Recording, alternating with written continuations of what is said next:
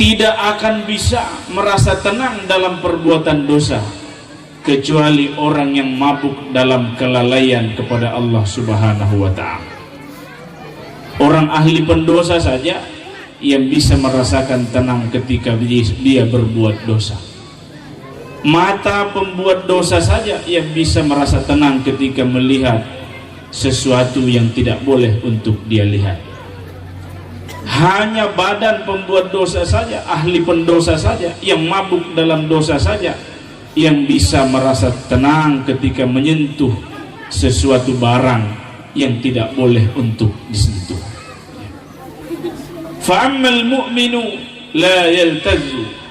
Kalau orang beriman, kata Ibnu Jauzi, tidak akan bisa dia merasa tenang selagi dia terjatuh dalam perbuatan dosa.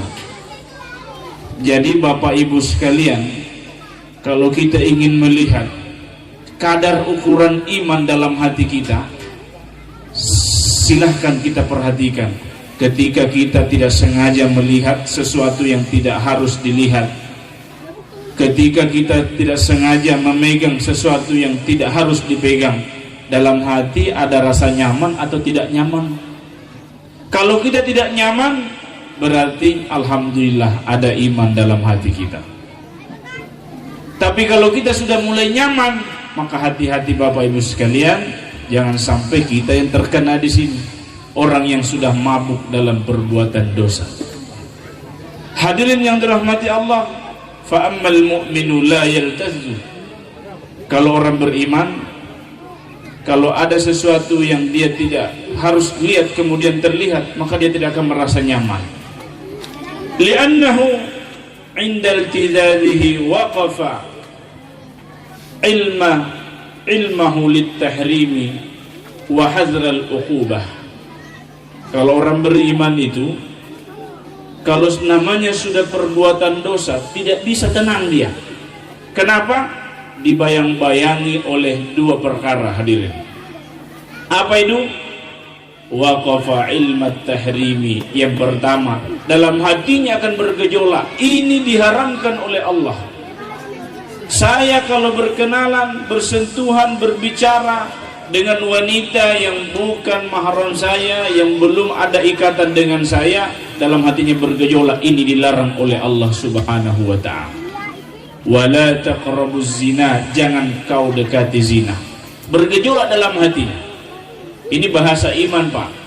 Kalau iman ini tidak kuat, memang tidak bisa dipahami. Wa hadzral uqubah. Yang pertama, dia was-was, ini kan dilarang sama agama, ini kan tidak boleh.